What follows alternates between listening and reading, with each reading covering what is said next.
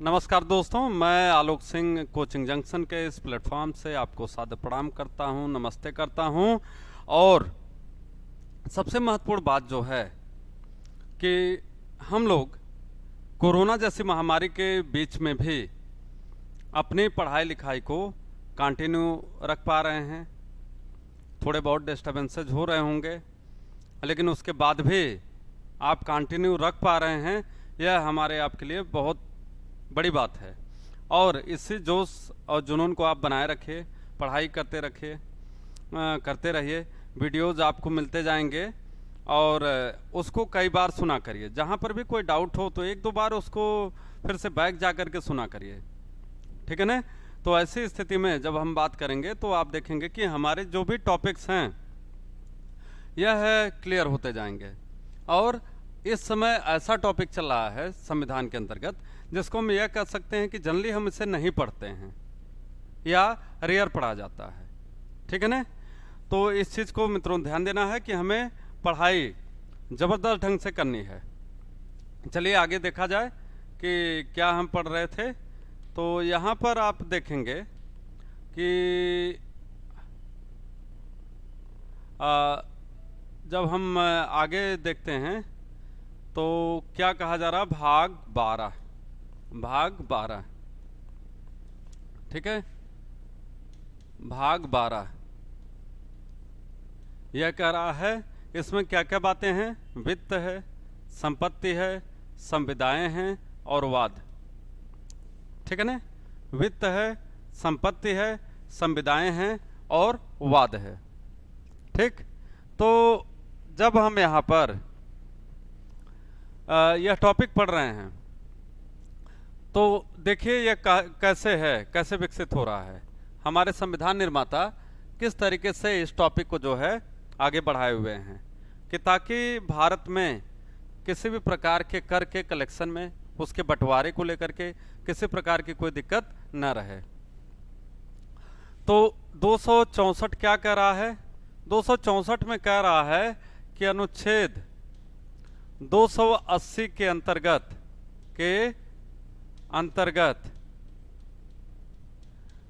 एक शब्द है वित्त आयोग। वित्त आयोग कहता है कि इसका 263 के अंतर्गत, 264 के अंतर्गत वही अर्थ होगा जो कि अनुच्छेद 280 के अंतर्गत है। वित्त आयोग शब्द का जो प्रयोग यहाँ पर किया गया है इसका वही अर्थ है जो अनुच्छेद 280 के अंतर्गत वित्त आयोग आपको जब पढ़ाया जाएगा तो जो अर्थ आप वहां पर देखेंगे उसी अर्थ में यहाँ पर भी वित्त आयोग की बात की गई है, ठीक है ना। अनुच्छेद 280 और 264 में क्या बात हो रही है, फाइनेंस कमीशन की बात हो रही है, ठीक है ना। वित्त आयोग का मीनिंग हमने कहा कि यहाँ पर सेम होगा, जो अनुच्छेद 280 के अंतर्गत है यही 264 के अंतर्गत भी इसका अर्थ दिया गया है, ठीक है। लेकिन यहाँ पर जो वित्त आयोग दिया गया है यह करों के कलेक्शन से संबंधित जो प्रोविजंस हैं, उपबंध हैं, उसके लिए यह दिया गया है।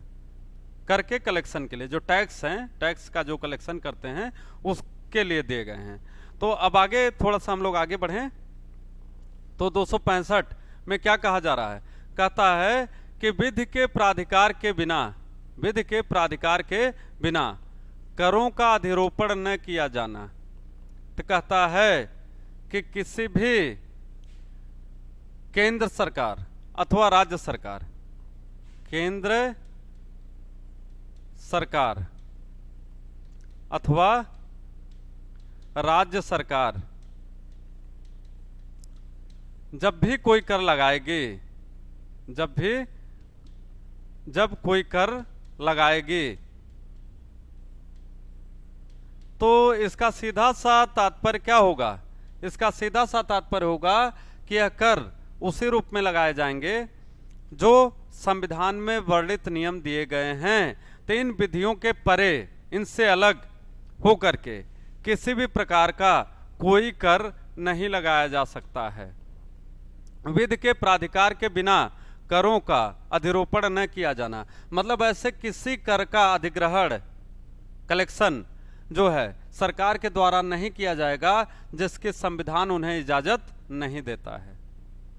ऐसे किसी कर का अधिग्रहण कलेक्शन सरकारों के द्वारा, चाहे केंद्र सरकार हो चाहे राज्य सरकार हो, नहीं किया जाएगा जिसकी परमिशन हमारा संविधान नहीं देता है। ठीक है ना? तो ऐसे जो भी कर लगाए जाएंगे, कहता है, वह संविधान के उपबंधों के अधीन ही लगाए जाएंगे, बगैर उन उपबंधों के जो संविधान में दिए गए हैं उनके बिना उसे नहीं लगाया जा सकता है।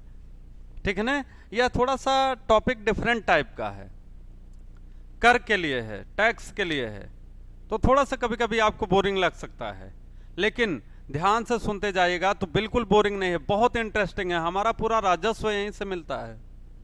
जो आपको सैलरी मिलती है, वेतन मिलते हैं, जो भत्ता मिलता है, जिसके लिए हम सरकार से लगातार संघर्ष भी करते हैं, सैलरी बढ़ाई जाए, वेतन बढ़ाया जाए, भत्ता बढ़ाया जाए, या तमाम चीज़ें जो आप मांग करते हैं, कह रहा है, या टैक्स जो आपके ऊपर लगाया जाता है, तो वह है उपबंध कहाँ पर दिया गया है? तो कहता है वह इसी भाग में दिया गया है, भाग 12 के अंतर्गत दिया गया है।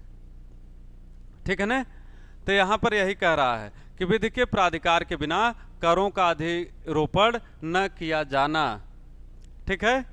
आगे कहता है 266 के अंतर्गत भारत और राज्यों के संचित निधियां और लोक लेखे, भारत और राज्यों के संचित निधियां और लोक लेखे। ठीक है? तो यहां पर जब हम बात करेंगे तो कहता है कि संसद यथाशीघ्र, संसद को यह अधिकार प्राप्त है, अधिकार प्राप्त है कि वह, संसद को यह अधिकार प्राप्त है कि वह जो है केंद्र एवं राज्य के लिए, राज्य के लिए एक संचित निधि, संचित निधि का गठन करे, संचित निधि का गठन करे। ठीक है ना? संचित निधि क्या होता है? Consolidated fund, consolidated, consolidated fund, इसे क्या कहा जाता है? संचित निधि। ठीक है ना? कंसोलिडेटेड फंड, तो जिसमें समस्त प्रकार के चीजें शामिल होती हैं, वह कंसोलिडेटेड फंड हमारा होता है, विभिन्न प्रकार की। ठीक है? तो कहता है कि भारत और राज्यों के संचित निधियां और लोक लेखे, तो जो केंद्र की संचित निधि होगी और फिर यहां पर कह रहा है कि राज्य की संचित निधि होगी। किसकी? राज्य की संचित निधि होगी। ठीक है ना? यह दोनों अलग अलग हैं। तो तमाम व्यय ऐसे होते हैं जो केंद्र के ऊपर भारित होते हैं, जो केंद्र के संचित निधि से दिए जाते हैं, खर्च किए जाते हैं या जमा किए जाते हैं, और कुछ ऐसे व्यय होते हैं जो राज्य के अधिकार में होते हैं, राज्य सरकार द्वारा उसको संचित किया जाता है, राज्य सरकार द्वारा उसको व्यय किया जाता है। ठीक है ना? तो यह चीज आपको यहाँ पर ध्यान देनी है, जो अनुच्छेद 216 है आपके लिए 266 266 आपके लिए बता रहा है, अनुच्छेद 266। ठीक है ना? फिर उसका लोक लेखा जो ऑडिट भी होगी, तो केंद्र का केंद्र के द्वारा होगा और राज्य का राज्य के द्वारा इसकी ऑडिट की जाएगी। ठीक है ना? और संचित निधि पर क्या चीजें भारित होंगी, यह सब भी याद रखिए। संचित निधि पर सभी प्रकार के समस्त आय व्यय सब किस पर भारित होते हैं? संचित निधि पर भारित होते हैं। कंसोलिडेटेड फंड पर जो है वह जो है जोड़ा जाता है। ठीक है? फिर तो इसमें अनुच्छेद 266 में पूछा जाएगा आपसे, संचित निधि का वर्णन किया गया है। संचित निधि किसमें है?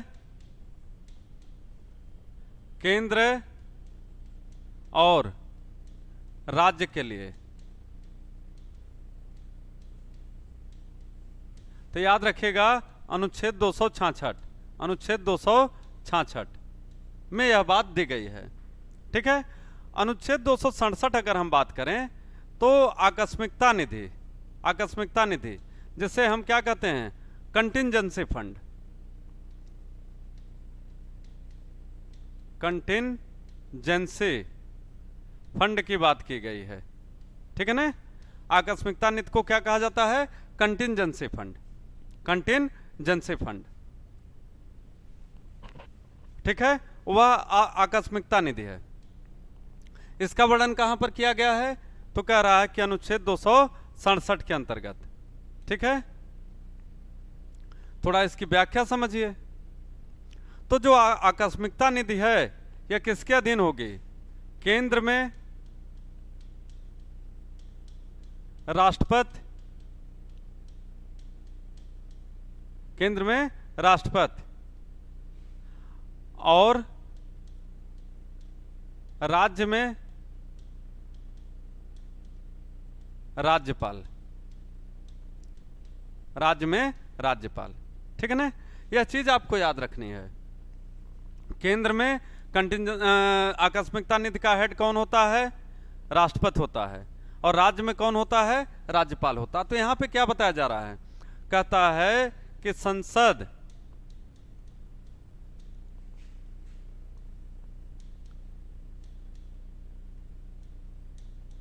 आकस्मिकता निधि के विषय में कह रहा है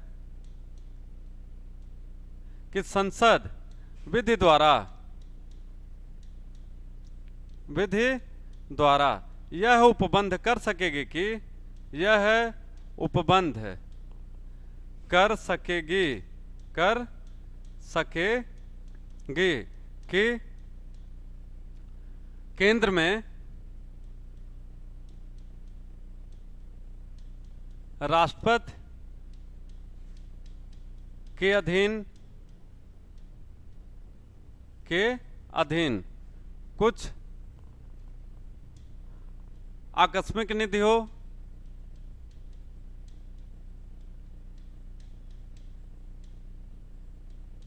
आकस्मिक निधि का मतलब जैसे बाढ़ आ गया, भूकंप आ गया, कोरोना आ गया। ठीक है, यह जो महामारियां होती हैं, जो आपदा होती हैं, जो प्राकृतिक आपदा जिसे हम कहते हैं, महामारियां होती हैं, बाढ़ आ गया, अकाल आ गया, तो वह तमाम चीजें किस में आती हैं, आकस्मिकता के अंतर्गत आती हैं। वह तमाम चीजें किसके अंतर्गत आती हैं, कंटिंजेंसी के अंतर्गत आती हैं। ठीक है ना। तो यहां पर कह रहा है कि जैसे केंद्र में यह व्यवस्था होती है, वैसे राज्य में राज्यपाल के पास भी एक फंड होना चाहिए जो वह आकस्मिक परिस्थिति में उसको खर्चा कर सके। ठीक है, यह चीज आपका इस आकस्मिकता निधि, जिसे हमने क्या कहा, कंटिंजेंसी फंड के अंतर्गत दिया गया है। ठीक है, तो यह चीज आपको याद रखनी, बहुत पूछा जाता है। अनुच्छेद 266 भी और 267 भी बहुत पूछा जाता है, वेरी इंपॉर्टेंट। इसे क्या कहा जाएगा कि वेरी इंपॉर्टेंट। जहां पर लिख रहा हूं तो उसको जरूर याद रखिएगा। 266 कंसोलिडेटेड फंड है, 267 कंटिंजेंसी फंड है। ठीक है, इसके बाद हम चलते हैं आगे। अनुच्छेद 268 तो कहता है कि संघ द्वारा उद्गृहित, मतलब कलेक्ट किए गए, संघ द्वारा कलेक्ट किए गए और राज्यों द्वारा संग्रहित किए गए। ठीक है, केंद्र के द्वारा जो है जिसको लगाया जाए, इंपोज किया जाए, इसको यहां पे करेक्शन कर लीजिएगा कि ऐसे टैक्सेस जो कह रहा है कि संघ के द्वारा क्या किए जाएं, इंपोज किए जाएं, इंपोज किए जाएं एवं राज्यों के द्वारा संग्रहित किए जाएं। ठीक है ना। तो ऐसे कर जो केंद्र द्वारा इंपोज किए जाएं और राज्यों के द्वारा संग्रहित किए जाते हैं, उनको क्या कहा जाता है, और कह रहा है कि वो संग्रहित भी किए जाएं और विनियोजित किए जाएं। तो ऐसे तमाम चीजें जो है अनुच्छेद 268 के अंतर्गत दी गई हैं। तो यहाँ पर बात कर रहा है कि कौन सा कर है जो केंद्र द्वारा सिर्फ जो है कलेक्ट किया जाएगा। तो यहाँ पर जवाब है स्टैंप शुल्क, स्टैंप शुल्क, ठीक है ना। स्टैंप शुल्क, स्टैंप शुल्क ऐसा है कि जिसको कह रहा है कि केंद्र के द्वारा ही लगाया जाएगा, उद्ग्रहित किया जाएगा, इंपोज किया जाएगा, ठीक है ना। तो इस तमाम चीजों को जो है आपको याद रखना है, ठीक है। और विनियोजित किए जाने वाले शुल्क, तो कहता संघ द्वारा उद्ग्रहित किए जाने वाले, लगाए जाने वाले, किंतु राज्यों द्वारा संग्रहित किए जाने वाले और विनियोजित किए जाने वाले शुल्क, ठीक है ना। तो इस चीज को आपको याद रखना है, ठीक है। तो इसमें एक एग्जाम्पल के रूप में मैंने बताया कि जैसे स्टैंप शुल्क होता है, तो स्टैंप शुल्क को आप किसके द्वारा इंपोज किया जाता है, किसके द्वारा लगाया जाता है। तो कहता है इसे लगाने का अधिकार किसका है, केंद्र का है, केंद्र का है, ठीक है ना। केंद्र सरकार जो है इसे लगा सकती है। तो कह रहा है कि संघ द्वारा उद्ग्रहित मतलब इंपोज किया जा रहा है, किंतु राज्यों द्वारा संग्रहित, तो उसका कलेक्शन कौन करता है। आप राज्यों में देख सकते हैं तमाम जगहों पर स्टैंप शुल्क बिकता रहता है। कचहरी में आप चले जाइए, ठीक है ना, तहसीलों में चले जाइए, तो वहां पर आप देखेंगे कि इसका इसको संग्रहित किया जाता है और साथ ही साथ इसको जो है वहां पर इन्वेस्ट भी किया जाता है। तो कहता है लेकिन इससे जो आय प्राप्त हो जा रही है, तो वह कहता है कि वह लगाने का अधिकार किसको होगा, तो केंद्र को होगा। आगे 269 बहुत इंपॉर्टेंट है। यहां पर क्या कह रहा है कि संघ द्वारा उद्ग्रहित और संग्रहित लगाएगा कौन, संघ, और संग्रहित कौन करेगा, संघ, ठीक है ना। किंतु राज्यों को सौंपे जाने वाले कर, किंतु उन्हें किसको सौंपा जाएगा, राज्यों को। तो जैसे आपने नाम सुना होगा जीएसटी का, goods and service tax, goods and service tax, ठीक है ना, सर्विस टैक्स, ठीक है ना, जिसे कब से लागू किया गया, 1 जुलाई 2017 से। यह तारीख है, यहां से जीएसटी लागू होती है इस तारीख को। तो यह एक तरीके से यूनिफॉर्म टैक्स सिस्टम भारत में लागू किया गया। और सबसे पहले अगर हम जीएसटी की बात करें तो अभी याद रखिएगा कौन सा देश था, फ्रांस, जहां पर इसे सबसे पहले लागू किया गया था, ठीक है ना। तो इस चीज को आपको याद रखना है कि तमाम ऐसे कर होते हैं जो संघ द्वारा लगाए जाते हैं, संघ द्वारा कलेक्ट किए जाते हैं, किंतु उन्हें किसको वापस किया जाता है, किसको सौंपा जाता है, राज्यों को। जो अमाउंट कलेक्ट किया जाता है वह राज्यों को सौंपा जाता है। तो उसमें केंद्र अपना हिस्सा काट लेता है, अपना हिस्सा वह अपने पास रखेगा, ठीक है। आगे देखिए 269 का, इसमें क्या कह रहा है कि अंतरराज्यीय व्यापार या वाणिज्य के अनुक्रम में माल और सेवा कर का उद्ग्रहण और संग्रहण। तो पहले या 88वें संविधान संशोधन द्वारा अगर हम बात करें, 88वें कॉन्स्टिट्यूशन अमेंडमेंट संविधान संशोधन की बात करें अगर, तो यहां पर वैट की बात होती थी, वैट, वैल्यू एडेड टैक्स की बात होती थी। किंतु अभी 101वां संविधान संशोधन अगर हम बात करें, संविधान संशोधन, तो यहां पर क्या बात हो रही है, यहां पर बात हो रही है जीएसटी की। तो जब यह जीएसटी लगाया गया, जब जीएसटी लगाया गया, तो हमने कहा कि जीएसटी लगते ही तमाम जितने माल थे, सेवा थे, गुड्स एंड सर्विसेज जो भी थी, वह सब किसके द्वारा कलेक्ट किया जाने लगा है। तो कहता है कि अब एक यूनिफॉर्म टैक्स सिस्टम के द्वारा यह केंद्र के अधीन आ गया है, ठीक है ना। तो यहां का जो लिखा है इसका मतलब है कि यह संशोधन के द्वारा, अमेंडमेंट के द्वारा यहां पर लिखा गया है। और किस अमेंडमेंट के द्वारा, तो 101वां, 88वें के द्वारा इसको जोड़ा गया था, वैट कर दिया गया था, लेकिन 101वें के द्वारा इसका नाम क्या कर दिया गया, जीएसटी कर दिया गया। तो इस चीज को भी आपको यहां पर याद रखना है, ठीक है, ठीक। इसके बाद थोड़ा सा आगे देखते हैं हम लोग। तो यहां पर देखिए कह रहा है कि अनुच्छेद 270 उद्गृहित कर और उनका संघ तथा राज्यों के बीच वितरण, तमाम ऐसे कर होते हैं जो राज्यों के द्वारा भी कलेक्ट किए जाते हैं, केंद्र के द्वारा भी कलेक्ट किए जाते हैं। तो लेकिन कहता है कि जो ऐसे कर हैं उनका जो उद्ग्रहण किया जाता है उनको केंद्र और राज्य, केंद्र और राज्य में बांटा जाता है। ठीक है ना। तो यह जो बांटने का मामला है, अगर यह कहा जाए कि ऐसे कर जो कह रहा है कि उद्गृहित किए जा रहे हैं और उनका संघ तथा राज्यों के बीच वितरण किया जा रहा है, तो ऐसे करों को किस अनुच्छेद के अंतर्गत दिया गया है जो केंद्र और राज्यों में समान रूप से वितरित किए जाते हैं? तो अनुच्छेद 270 के अंतर्गत आपको याद रखना है। ठीक है। फिर 281 क्या कह रहा है? कह रहा कुछ शुल्कों और करों पर संघ के प्रयोजनों के लिए अधिभार। ठीक है ना।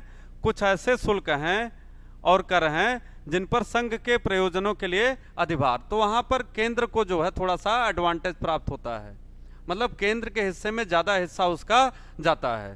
तो इस चीज को जो है आपको यहां पर याद रखना है। उतना महत्वपूर्ण नहीं है आपके लिए। महत्वपूर्ण कौन सा था? 266 और 267, जो आपके एग्जाम के लिहाज से हम बात कर रहे हैं, जो महत्वपूर्ण था। ठीक है ना। आगे कह रहा है कि 274 में ऐसे कराधान पर जिसमें राज्य हितबद्ध है, राज्य का इंटरेस्ट जुड़ा हुआ है। ठीक है ना। राज्य भी एक पार्टनर है, ऐसे कह सकते हैं कि state is also a partner. तो कह रहा है कि हितबद्ध है प्रभाव डालने वाले विधेयकों के लिए राष्ट्रपति की पूर्व सिफारिश की अपेक्षा। तो ऐसे करों के बारे में जब यह कहा जाता है कि जब उसे लगाना हो तो राष्ट्रपति की सिफारिश यहां पर आवश्यक मानी जाती है। तो राष्ट्रपति के पास यह सिफारिश कौन करेगा? तो यह राज्यों के द्वारा किया जाता है। ठीक है ना। तो इस चीज को आप याद रखिए। फिर इसके बाद कह रहा है कि कुछ राज्यों को संघ से अनुदान, बहुत सारे ऐसे राज्य हैं, ठीक है ना, जिन्हें हम पिछड़ा राज्य कहते हैं, पिछड़ा राज्य। तो पिछड़े राज्य में तमाम, जैसे नॉर्थ ईस्ट के स्टेट आप देख सकते हैं, नॉर्थ ईस्ट के ज्यादातर राज्य, पहाड़ी राज्य जितने हैं, हिमाचल की हम बात करें हिमाचल, उत्तरांचल की बात करें उत्तराखंड, ठीक है, छत्तीसगढ़ झारखंड की बात करते हैं हम। तो इस तरीके से जितने पहाड़ी राज्य हैं, चाहे वह नॉर्थ ईस्ट के हों या प्लेन लैंड एरिया के, जितने भी हिली एरियाज हैं, हिली स्टेट हैं, तो वहां पर जहां जनजातियां ज्यादा निवास करती हैं, तो कह रहा है कि उनके लिए संघ से क्या दिया जाता है? अनुदान दिया जाता है। ठीक है ना। तो दोस्तों आज आपको यहीं तक पढ़ा रहे हैं। जो जीएसटी टॉपिक है थोड़ा लंबा है, या आपके लिए बहुत महत्वपूर्ण है, इसको अगले क्लासेस में आपको एक्सप्लेन किया जाएगा, पढ़ाया जाएगा। ठीक है ना। आज के लिए इतना ही। बहुत बहुत धन्यवाद।